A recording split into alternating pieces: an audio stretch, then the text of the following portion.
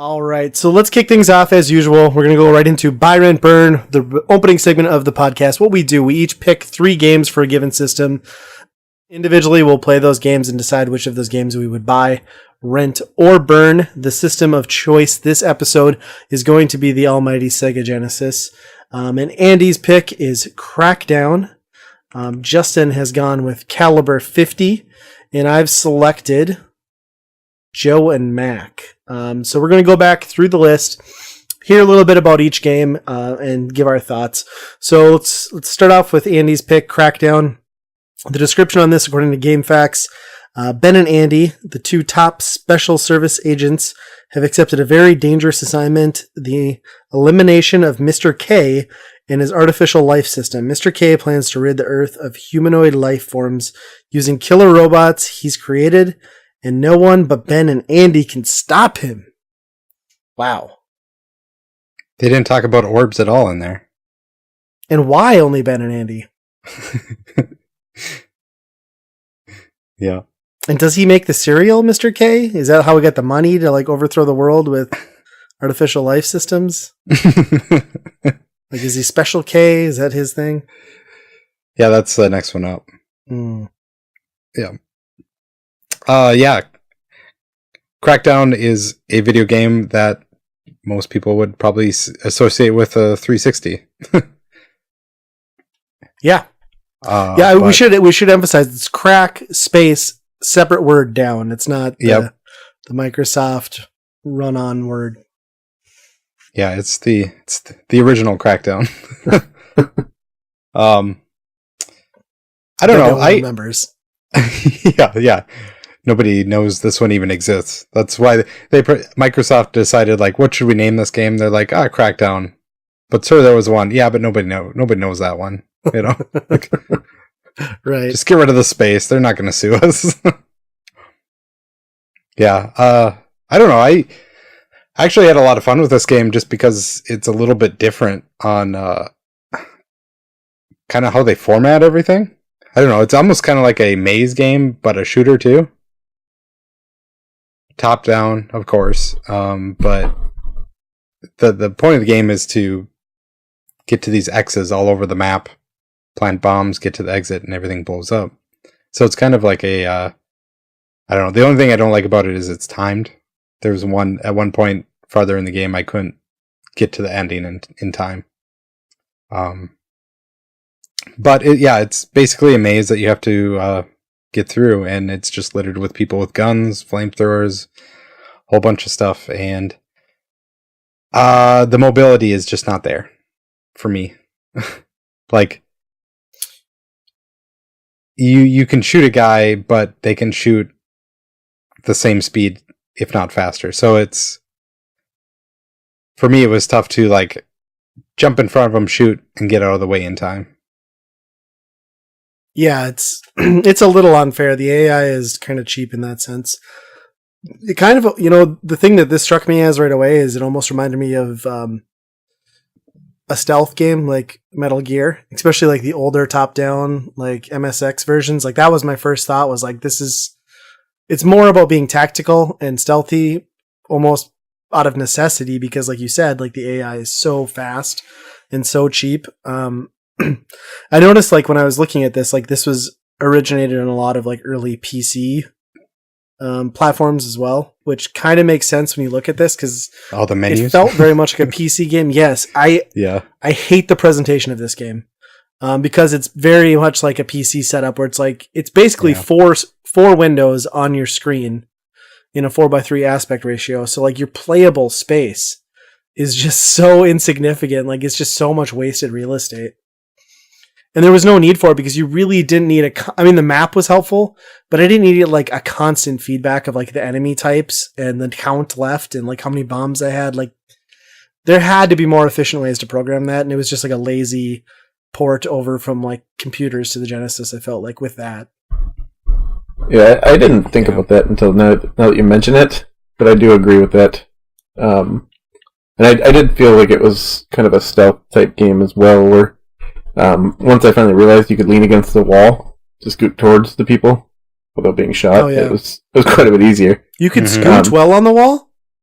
Yeah, I'm pretty sure they I did. didn't know that. Oh yeah, I didn't know that Okay, either. no, I didn't try it. I just threw my back against the wall. I never tried like slow moving, but that makes sense. And then like it only sucked though because you get to the corners, and then the other people would stop on the corners too. So who's going to jump out first? And they're not going to, so you do, and then you get shot. Mm-hmm. I got to that situation every corner. It is satisfying though, like when the guys just walk in front of you and you're around the corner and you just blast them. Yeah, Yeah. And those bombs that you pick up are like, you just feel like a god. Like, it just eradicates everything on screen. Like, it's pretty satisfying. It does break down a little bit though, because like, while the controls are pretty decent, as soon as you get to those like moving platform areas, it's just like, oh, this is not sufficient for controlling this game. No. Like I died so many times on just that first like 3-block gap I had to cross. Yeah. Really cool concept though. Like not something I recall seeing much of in that era. Like it was enjoyable. Yeah, I think the just like the top-down nature of it and the like the maze-like nature of it is pretty cool. Like you just don't see that too often. Most of it's wide open shooters, Does anyone know if like the 2-player option like was 2-player on screen simultaneous, or do you suppose you took turns? Yeah, I don't know. Because I could see that like couch co-op wise, if you had 2 people, would be be fun. It'd be frustrating. I mean, you have to know where you were going together, but or if you damaged your partner or yeah, that's true. Use them as a human shield. Yeah. That'd be interesting. Yeah. I assume it's you take turns, but I would guess, yeah. But the AI isn't good enough to like really do strategy on it, right? No, probably not. You might, yeah, because like I wonder if it would even be intelligent enough to like use one guy as like the distraction and then like have another dude pick him off. It took me forever too to realize that you could shoot diagonally. I felt like such an asshole once I figured that out. I was like, oh, I could have avoided getting shot so many times. Yeah. I didn't know that. Yeah. It still doesn't help you a lot though, because it like we've said, like the fire rate is insane. Yeah. I just hopped across and tried to get on the next wall. Usually get shot in the jump. Yeah, my winning strategy usually involved like bomb, explosion, plant, run, plant, and then like one more bomb and ran myself out, which works for the first handful of stages, and then it gets nuts. Yeah, the timer gets in the way then. Yeah. Yep, it's nuts. It's cool though. I liked it. Mm-hmm. So let's move on here to Justin's pick, which is going to be Caliber 50, which I think is an interesting name. Why not just 50 caliber? 50 cal. Whatever. Yeah, I guess that was a more modern term. So the description on this one, dare to blast your way through the savage jungles of Vietnam. On your mission, you will encounter more VCs, more hazards, and more screens of pulse-pumping action than you can begin to imagine. It's up to you! Pretty short and sweet. Yeah, this one is top-down, scrolling shooter as well. Not really a puzzle to it or anything. It's just basically go in there and destroy everything on screen and collect the power-ups. Yeah, it's like Akari Warriors or Guerrilla War or Time Soldiers, like that style. Plus, if you're lucky enough and you have a bunch of boxes, and if you shoot them, you can spell the word ass in the power-ups. Well, I need to go back and play this again now. What weapon is that? I don't know. I laughed pretty good. I couldn't get a picture because they disappeared so fast. And I only got it once. It's like the third map or whatever. But it's awesome. The controls there are kind of odd. Yes. So I looked at this because I was thinking about this, and it uses the same control scheme as Akari Warriors, where it's the actual arcade joystick with the turn dial, which is the same setup that Time Soldiers used in the Master System, and we all know how that translated over. Mm-hmm. But this game goes for a completely different direction and tries something new, which almost works. For the most part. In that you in the Genesis D-pad you don't have dual stick controls, so you have your D-pad to move, and then it uses, I guess it would be C and A, rotate your character shooting wise in a circle, either left or right. You spin the pattern, and then the middle button is your fire. Which I think on the Genesis pad would really suck because it's spread out and the buttons are too big. But like I used a PS3 wired controller, and I actually got really good at just being able to rock my thumb to continue shooting and do the turning. And I kind of like fell into a groove, but it's like a smart attempt at making this game feel like the arcade port, but like it doesn't quite save it, which sucks. And I've heard that the Genesis port is only single player, whereas the arcade was 2. Yeah, that's kind of a downside, but that's pretty common. That's late 80s. Those type of games were always stripped a second player a lot of times, but I don't know. I was kind of the opposite. I played it on the I emulated it first, and then my pad is more like a Super Nintendo. Sure. And didn't like that because you basically had to do kind of awkward, the middle button was there, but you had to like rock it in kind of an awkward way. Sure. So then I pulled it off the shelf, put it in the Genesis, and it's way better on the Genesis controller, I thought. Just really? the big old 3 button, just be able to like... I suppose you could almost do 3 fingers too, right? Like you wouldn't have to hold it traditional. Oh, that's a good point. Yeah, I didn't try that, but I don't know. It wasn't too bad. You just have to move your finger. It's basically just like left or right. You're just sliding your finger back and forth. It's nothing too bad. Yeah, I was playing on basically the Super Nintendo controller as well. And I just set the controller on my leg and used nice. Yeah, 3 fingers on the control for the shooting and turning. And it worked pretty well. It's strange to get used to which way is turning which way as you're going. And then you find yourself just basically going along the way, just spinning in circles, shooting the entire time. So that's a valid way to play this game. Like I kind of like figured out pretty early on that like the winning strategy most of the time was just to only rotate in one direction ever, like with the gun, because it was just faster to do that than like try and keep my head straight on like which direction my guy was going to turn. But yeah, that works. I don't know, like, for the most part, but.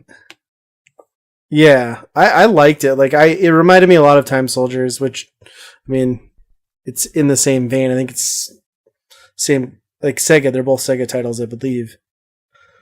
So it doesn't seem too crazy. I guess this one came out like 2 years after Time Soldiers, so I suppose they just wanted to reuse like that cab and like some of the controls. But I thought like the graphics were a little plain, but for the most part, like I thought the style of it, like the music was good, like the sound effects were good, like genuinely like almost everything about it was like pretty top notch. I mean, I felt very faithful to like an arcade game and kept me interested, and like I just like the variations and like finding your path off the screen or like diving into a hole, and then every once in a while like a tank or something would come in and change it up. Yeah. It was pretty fun. Mm-hmm. It's like almost Total Carnage-ish. One thing that bothered me was the enemies outside of the map that you could go drop power-ups. Yes. Yeah. Like, why? Yep. Thanks for teasing me.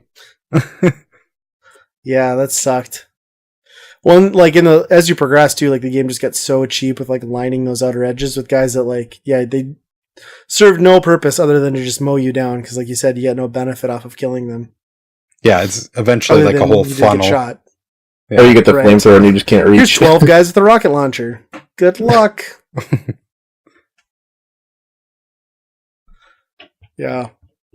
It kind of makes me want to like actually find this arcade cabinet and give it a shot.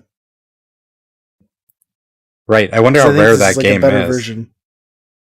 Like I never saw it. I mean, I never heard of it. Yeah. And this would have been like a couple years. Oh, it'd have been around the same time as like Ikari Warriors, but like even that game is notable as that wasn't the arcades you didn't see too often. Mm-mm. Yeah. Yeah, it was cool. Like I don't know what this thing goes for, but like if I saw it for a reasonable price, I would definitely pick it up. I liked it that much. It's probably like $20, I think, something like that. Okay.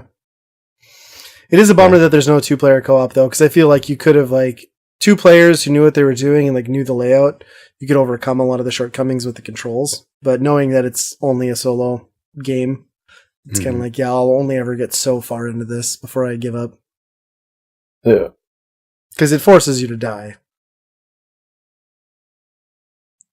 The power-up system in this is really cool too. It's just constantly collecting ammo.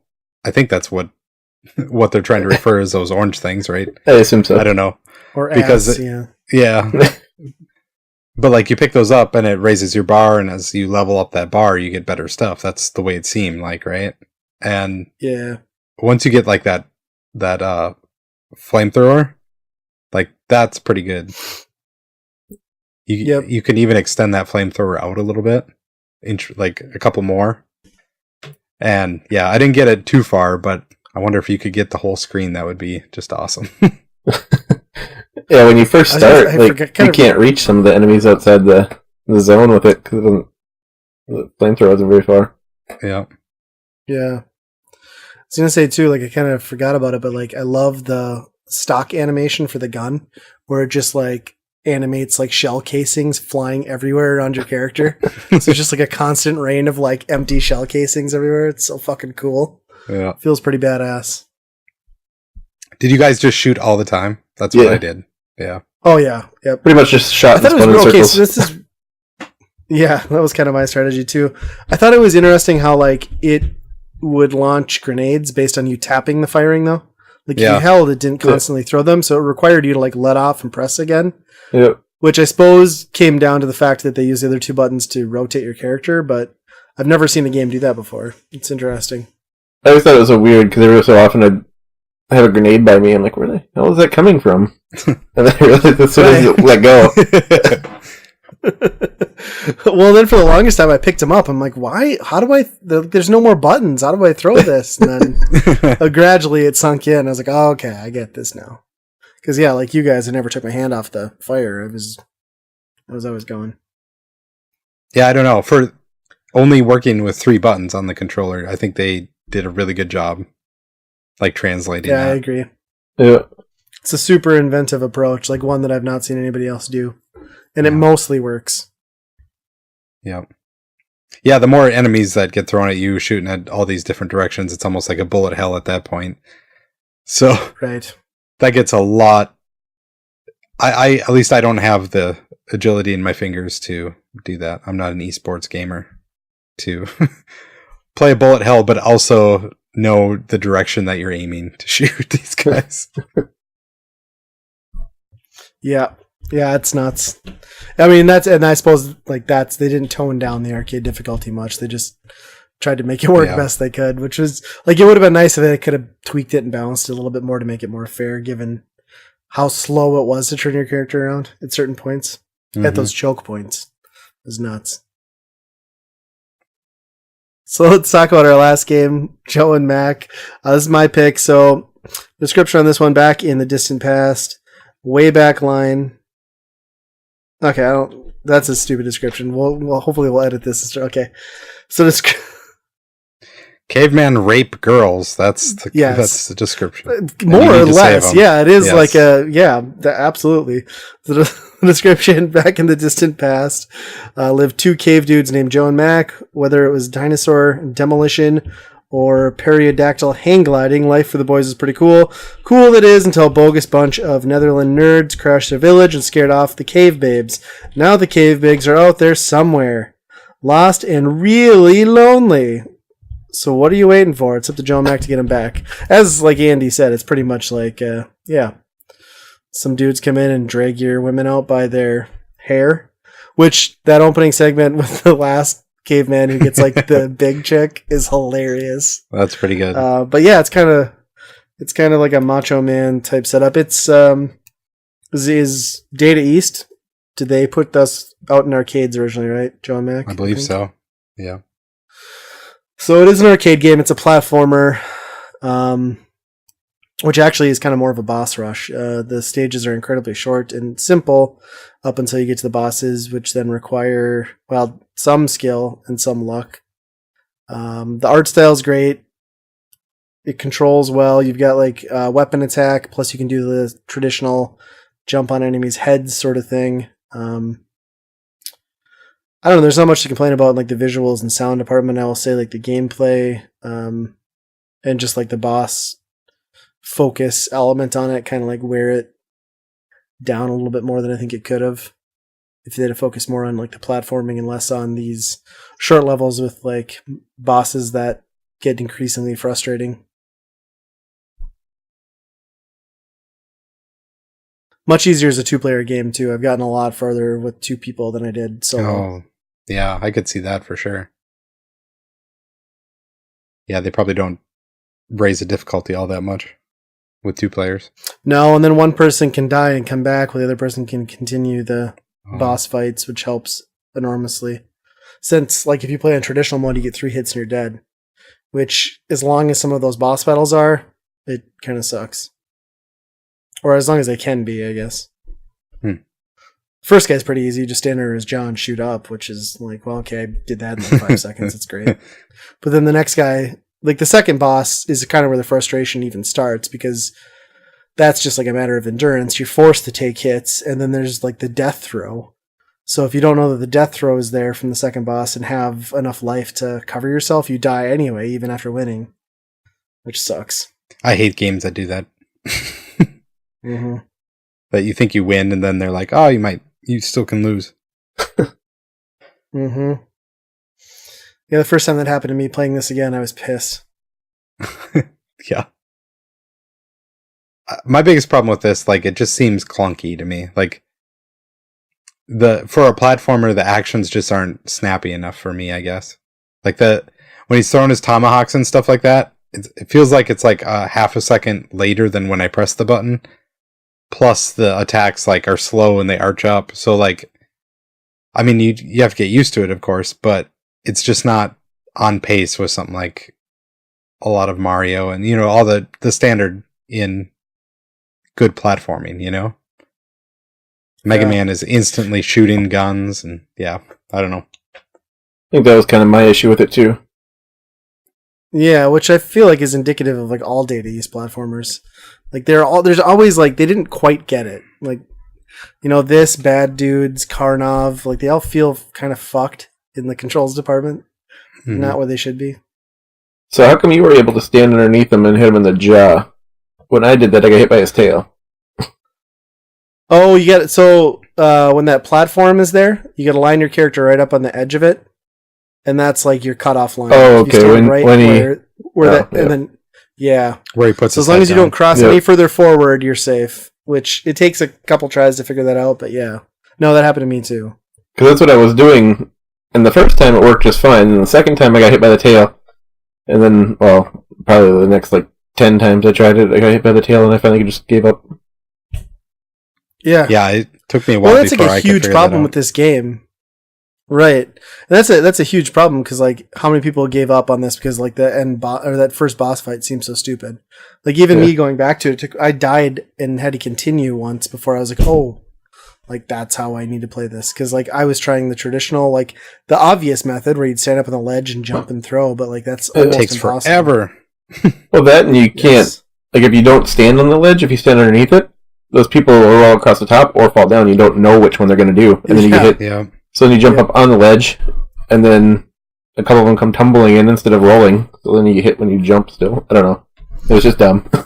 Yeah. Well, and like you'd think like they threw those extra cavemen at you to like give you life in case you needed it. But like in that boss battle, killing those cavemen that rolled out, I never got life out of it. So I don't know. I don't know what the strategy was there. Yeah, I don't know. It's interesting. It kind of reminds me of like Bonk's Adventure, but not quite as enjoyable. That's kind of how I look at it. I will say it's a much better 2-player experience, but that's not, you know, what we brought to the table here. Like playing these games individually, it's kind of like a trial of like frustration to play solo and get through these bosses. because they do require a lot of patience and a lot of kind of dumb luck because of that floaty control scheme, like you mentioned. But I mean, I think the on-screen appeal of it is kind of immediately there. I feel like it looks great. Yeah. Like the cartooniness of that on a Genesis, it's probably like up there for that style. Yeah. Yeah, the characters almost pop off the screen. They look great. Yeah. Okay. Well, there you go. So we've gone through all 3 games. Let's give our verdict. Andy, why don't you start off? Sure. My buy is going to be Caliber 50. Just because it's, I don't know. I thought the way they tackled that control scheme worked out really well for, limitations of 3 buttons. Obviously not as good as something like Total Carnage, just because they pulled it off flawlessly. Like, they did Total Carnage is a twin stick shooter at its heart, whereas this can't pull that off. So they did the best they could. I think it did pretty well. Definitely up there as far as like for how early on it was too. 1988, I think it came out. So yeah, or 89. So like that's way before Genesis's heyday anyway. So that was pretty impressive, I thought. My rent is going to be Crackdown. I did enjoy that. Just because it was something refreshing. It's like you said, it is kind of a computer game that I didn't think about that until now, or until you brought it up. But I don't know. It's something different for sure. You're not going to get that style, especially when like the goal of the game is to plant bombs in a specific spot, not so much like just kill these dudes. It's the objective is different, so you can tackle it different ways if you can make it happen. And my burn is going to be Joe and Mac for how good it looks on the Genesis. I just didn't have a lot of fun playing it. I just felt like it was like, I don't know. It was like a slower version of Adventure Island almost to me. That's fair. Kind of. And it was just I don't know. Just wasn't quick enough or snappy enough for me to really make it, in the same camp as like a Mega Man action game and there wasn't enough good platforming in it to be, a pure platformer either. So. Sure. Justin, how about you? That was my first thought of the game too, was the Adventure Island. But oh yeah, it's funny I didn't put that together until you said it. No. All right, so my buy is going to be Caliber 50. I think the way that game plays is actually pretty good. Once you can get adjusted to the controls, it's actually pretty fun. My rent is going to be Crackdown. I had more fun playing that than Joe and Mac. I think it's a decent game. It's really tough though, as far as the enemies on the angles and whatnot, just with the controls, I thought. But I think that's more fun than Joe and Mac. Yeah, Crackdown will be my rent. My burn is going to be Joe and Mac. Like you guys said, it looks good, but I didn't like it, and the fact that first boss is such a pain in the ass. Unless you know the secret, which you know. Yeah, no, I do, but still, I'll pass on that game.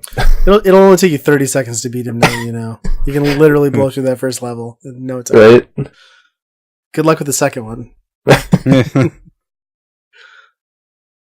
All right, so I'd like all these games actually. So I don't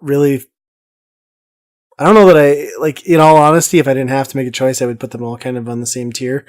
But I'm gonna buy Joe and Mac, just because I like this as a cooperative game. And my wife and I have played it quite a bit in co-op mode, and I think there it is where it really shines.